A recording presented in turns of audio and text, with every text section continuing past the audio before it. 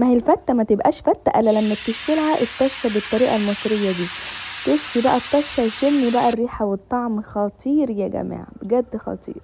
هنعمل بقى الفتة بالطريقة المصرية، هتقولي في حياتنا ما دقنا فتة زي دي. هنا بقى اول حاجة معانا العيش اللي هو البلدي العادي، بنبدأ ان احنا ندهنه كده من السمنة او الزبدة او اي قطعة سمنة بلدي كده، وتدهني بيه بقى العيش وتدخليه بقى الفرن. خطير يا جماعة، دقيقتين اتنين بتلاقيه اتحمص، وتقلبيه الناحية التانية على الشواية. طبعا بنفتح الشواية بتاعة الفرن في ثواني، ما بياخدش ثواني. لكن اللي بيتقطع دوت ويتحط كده بقى، ده بياخد وقت كتير جدا يا جماعة في الفرن، وتقعدي تقلبي فيه وشغلانة يعني. لكن ده في ثواني كده بتحمصيه. تعالوا بقى نعمل كده صلصة فتة خطيرة. في ناس كتير قوي بتعملها بالزيت، لكن انا هعملها النهارده بالزبدة.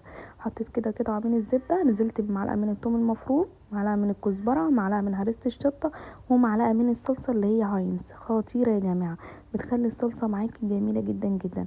وطبعا مستخدمين صلصة لازم نحط معلقة من الصلصة، لازم دي اساسي في صلصة الفتة. حطيت كده بقى ايه نص كوباية من الخل، عشان خاطر هنا هاخد منها بقى شويه كده قد نص الكوبايه برضو، وهسيبها بقى على جنب. هقول لكم هعمل بيها ايه دلوقتي. هنا بقى معانا حطيت كده بقى ايه عصير الطماطم، وهنزل بمعلقتين كده من الشوربه اللي هي بتاعه اللحمه. تمام كده. هنحط بقى معلقه من البابريكا، وهنقلبهم كده في قلب بعض عشان يدي معانا كده ويعزز لون الصلصه معانا. ضيفي بقى كده مكعب مرق، وضيفي كمان معلقه من الملح صغيره عشان طبعا حاطين مكعب مرق، وضيفي كمان معلقه من الفلفل الاسمر ومعلقه من الشطه عشان تبقى سبايسي كده.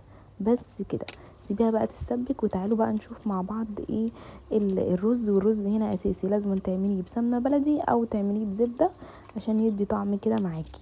هنا انا مستعمله الزبده اللي هي الفرن، بتبقى طعمها حلو جدا يا جماعه، بجد بتبقى جميله.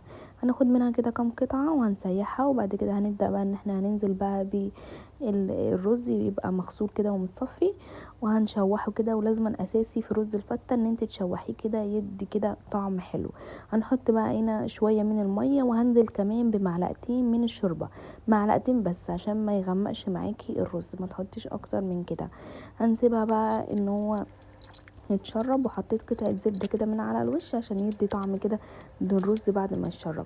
هنا بقى العيش بعد ما طلع معايا، عايزه اقول لكم خطير. انا كنت واقفه عماله باكل منه كده وانا واقفه، بجد طعمه حلو قوي قوي. خصوصا كمان بقى لما دهناه كده بقى من السمنه او الزبده، بيبقى طعمه جميل جدا يا جماعه، ومقرمش كده وسخن وجميل جدا.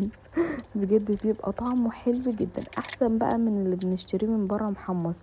لكن هنا بقى بتحط لي كده معلقه سمنه بلدي ويدي طعم كده جميل. هنا بقى هنبدا ان احنا نحط شويه كده بقى في الطاسه، وبعد كده هنزل بالطشه دي ان انا خدتها من الصلصه وانا بعملها معاكي، واحط عليها معلقتين من الصلصه ومعلقتين من الشوربه بس كده عشان يبقى محمص معانا العيش. عايزه اقولك بيخلي العيش طعمه تحفه جدا جدا، ومشطشط كده بقى وسبايسي، بيبقى طعمه جميل.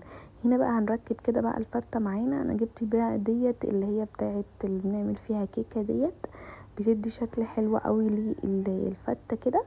ولو حابه ان انت تستعملي في طبق في صينيه زي ما تحبي يعني، بس انا عندي اولادي بيحبوا يعملوا شكل كده بقى للفته. فحطيت بقى كده العيش اخر حاجه، وحطيت الرز من تحت. هبدا بقى ان انا افضيها، وبعد كده هبدا بقى ان انا احط الصلصه. شايفين بقى لون الصلصه خطير. حطي بقى قطعه كده لحمه محمره خطيره يا جماعه، بجد طعمها تحفه جدا. جربيها بالطريقه دي واعمليها، وهتقولي في حياتنا ما دقنا فته زي دي. خطيره يا جماعه، طعمها رهيبه جدا. اتمنى حبايب قلبي لو وصلتوا لغايه هنا وعجبكم الفكره، شجعونا بقى كده باجمل لايك وكومنت حلو منكم، واشتراك في القناه وتفعيل زر الجرس عشان يوصل لكم كل الاشعارات بتاعتنا الجديده، وكل حاجه بننزلها توصل لكم على طول ان شاء الله. استنونا في فيديوهات تانية كتير هتعجبكم جدا.